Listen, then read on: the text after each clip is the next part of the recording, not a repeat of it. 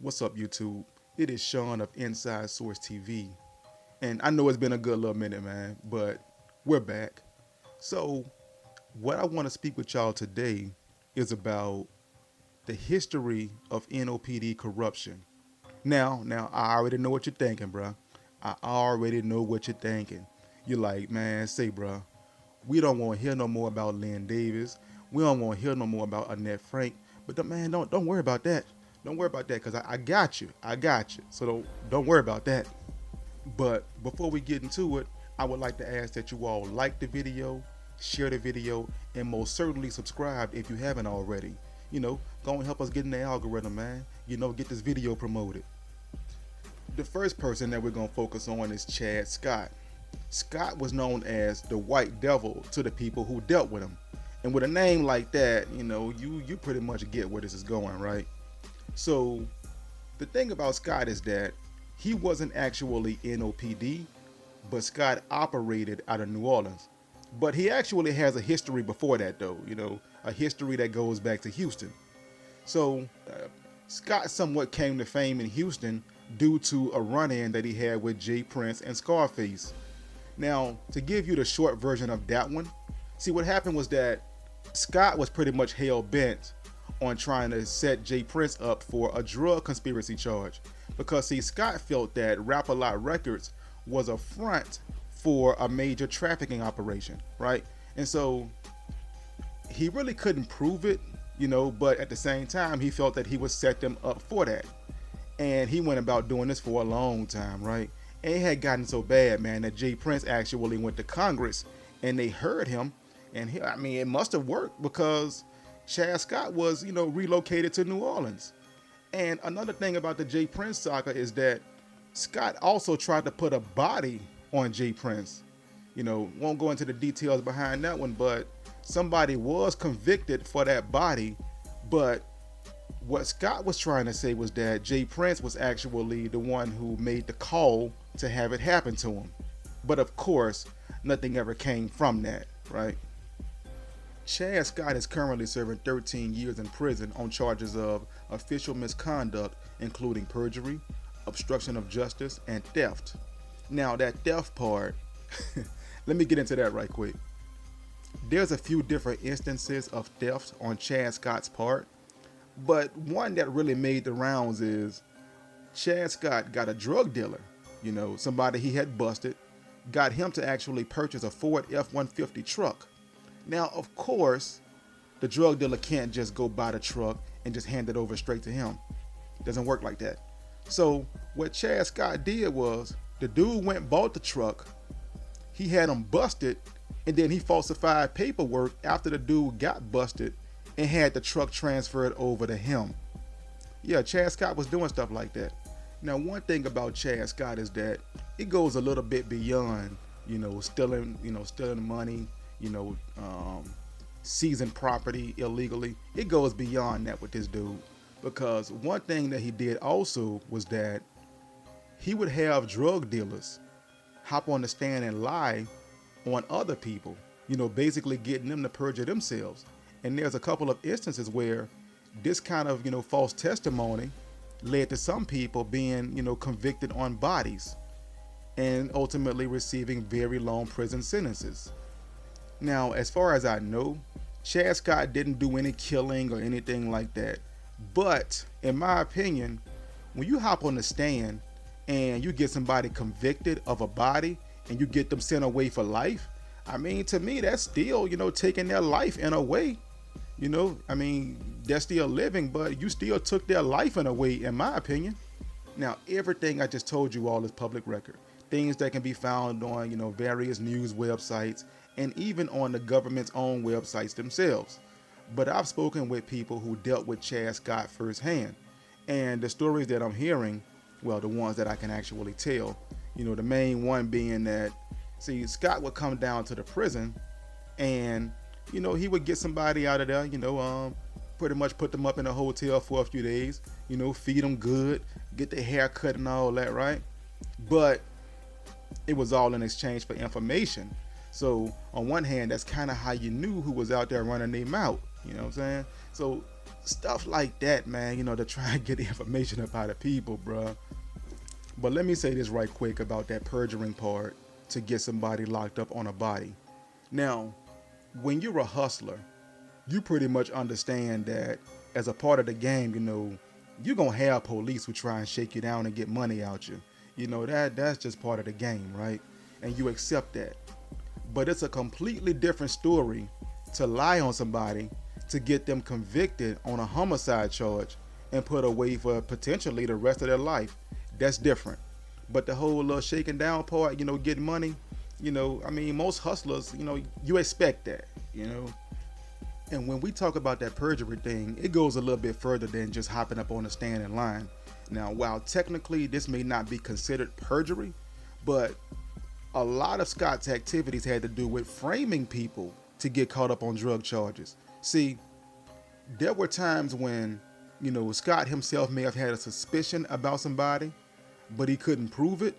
So he'll make it true, right? And that's where we get to, planting different drugs and things like that to actually get these people busted. And now that it's come out that Chad Scott had perjured himself, basically lied on these people, now you're having convictions being put aside and people having to be set free and some even having to receive retrials. So, and the government don't like making themselves look bad like that. So yeah, Chad Scott was convicted of the charges mentioned before, currently serving 13 years imprisonment, which to some people, that may not be nearly enough. He was actually facing 110 years, but, was sentenced to 113. So with Chad Scott out the way, we're going to get on to our next subject. Now, the next person we're going to profile is David Singleton. Singleton is known as being one of the most corrupt police officers in NOPD history.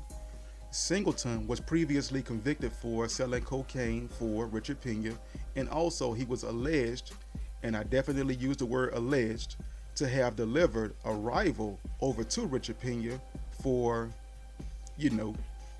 for his original crimes. Singleton was sentenced to 15 years in prison, but that's only because he told on Richard Pena.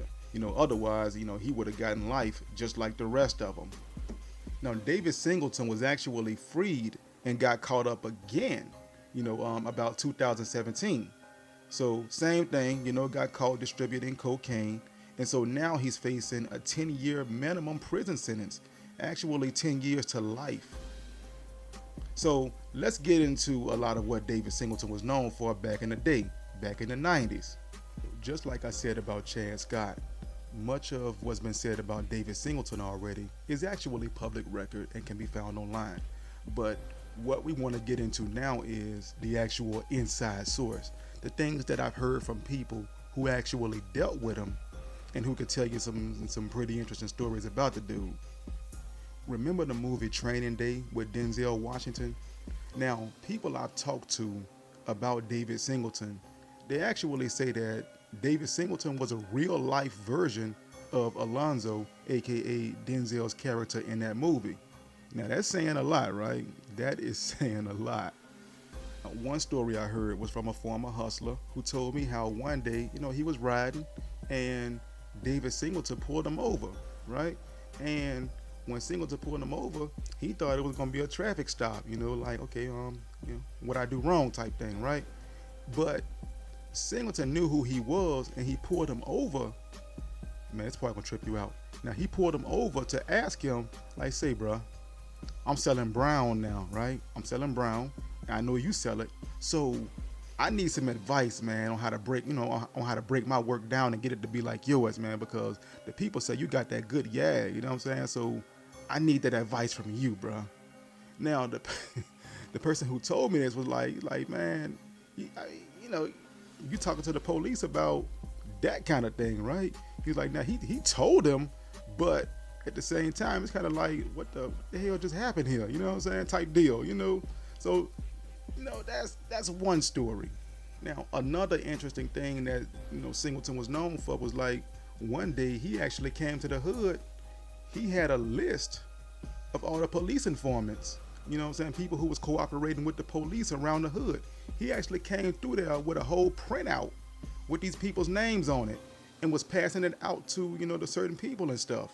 Now, it don't take a genius to tell you what could have happened from that, but that man, look and see what a lot of people don't know is that the arrest of Singleton is actually what started the downfall of Richard Pena, because see, shortly before Richard Pena was arrested, David Singleton and a few people along with him were actually busted. Now, it's ironic because shortly before David Singleton got busted, he was actually, at a meeting or so with Richard Pena and a few of Pena's associates. Now, maybe like 30 minutes after that meeting occurred, then that's when David Singleton got busted by the feds. And at that time, nobody really knew about Richard Pena, not like that at least, to be doing no kind of investigation on him. But as I said earlier, Singleton he ran his mouth to get a sweet deal, and the rest is history. Now here's the part that's really gonna get you. You know what I'm saying? Is that David Singleton is actually responsible for the Calliope Magnolia War. Now let me explain that. Let me explain. Now when Singleton went down, when he got busted, now he said that he had some information about who killed Randall Watts, right? And so what he told the feds was that the person who killed Randall Watts, the person who did it, was wearing army fatigues. Now he didn't tell them who it actually was or anything of that nature, but he said that the person who did it was again, wearing fatigues. And so to locals in the area, what that meant was somebody out the Magnolia did it. So from there, you pretty much know how that went down from there. But yeah, so David Singleton saying that to the feds in order to, get a sweet little deal for himself, he pretty much started the Calliope Magnolia War. Now for our next story on NOPD corruption, let's go back to Hurricane Katrina. Now, I wasn't there for Katrina, but I know people who actually were there, and people who actually got stuck in the storm, and couldn't make it out during the time all this was going on. And so if you were watching the media around that time, when Katrina first hit and, you start seeing all the coverage and stuff, one thing they were saying back then was that you had the locals who were shooting, at the helicopters and all that stuff. And, which by the way wasn't true. Instead, what was going on was that you would have people who would be firing guns, but it wasn't to shoot at the people coming to rescue them. Instead, it was more so to say, hey, we're down here, if you want to come help somebody, we're down here, But of course, the media spun it as the locals, just doing crazy stuff, shooting at the people coming to help, to try and spin a narrative. So, but I'm not saying that you didn't have people who used, the situation as an opportunity to crash out. I'm not saying that. I'm pretty sure that existed, but those people were only a small number, So me bringing that up pretty much ties into the story I'm gonna go over next, because it plays a huge role in the perception that people had about New Orleans locals, the way that this story transpired. The story that I'm talking about is the Danziger Bridge shooting. Now, if you want to call it what it really is, the Danziger Bridge Massacre, in my opinion. So, the Danziger Bridge is located in the Gentilly area. It connects Gentilly to the east. So on September 4, 2005, what happened was that it was 6 days after Katrina had hit the city. And so NOPD, they got reports of an officer being down, which by the way wasn't true, but they got reports. So NOPD came to the scene and they killed 2 people. One person, James Brissett, and another person by the name of Ronald Madison. Now, along with the 2 people killed, you have 4 other civilians who were also harmed, but they managed to live. They were all African American, or better yet, they were all black. Let's go ahead and call it what it is. They were all black and they were all unarmed. Now, one of the shooting victims was actually a disabled man who was shot in the back. Now, how you make the claim that he did such and such to you when you shot him in the back, I don't know. The really crazy part, which probably shouldn't come as a surprise to no one, is that the NOPD tried to cover up the crime. And what they tried to do is, they tried to say that, as I said previously, they tried to say that they responded to a call of an officer down, and that when they got there, the victims were actually shooting it out with the cops. Of course, that's not true, but that's how they tried to cover it up until some people came out and pretty much called them out on their BS. Now, the case ended up becoming a federal case due to the civil rights nature of what took place. Now, in 2016, 5 officers who were involved pled guilty, but they received very lenient sentences. Sentences ranging from 3 years up until 12 years. And just in case you're curious, 3 of the cops were black, 2 white. So let me give you a rundown on what actually took place in detail that day. So on September 4th, again a week after Katrina hit New Orleans, you had the officers. You had Kenneth Bowen, Robert Gisevius, Anthony Villavasso, and Officer Robert Falcone. Now, they pulled up in a budget rental truck, and none of them were in uniform. And they were armed with rifles such as AK-47s, which was unauthorized, and an M4 carbine rifle. And a witness said that the cops actually, they lined up like they were at a firing range. And they opened fire, they opened fire without warning on the Bartholomew family and a friend who had been walking to the grocery store and then sheltering behind a concrete barrier. As a result of this initial shooting, the 17-year-old James Brissett, a family friend, was killed, and 4 other civilians were wounded. Susan Bartholomew's arm was partially shot off and later had to be amputated. Her husband was shot in the back, head, and foot. The Bartholomew's teenage daughter, Alicia, was shot 4 times. Jose Holmes Jr., a friend of Brissett's, was shot in the abdomen, hand, and jaw. The 2 brothers, Ronald and Lance Madison, were pursued down the bridge by officers Gisevius and Falcone in an unmarked Louisiana State Police vehicle. Falcone fired his shotgun from the back of the car at Ronald, who was a disabled man who later died from his injuries. The autopsy found that Ronald sustained 7 gunshot wounds, 5 of which were in the back. Now, Bowen was later convicted of stumping Madison in the back before he died, even though his conviction was overturned for the lack of physical evidence.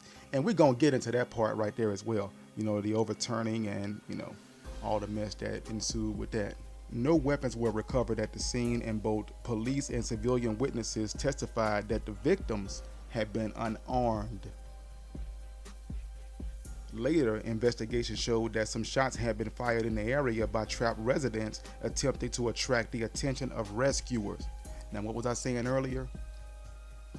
Now, we already talked about how they tried to cover up this incident before by saying that the residents were shooting at the cops.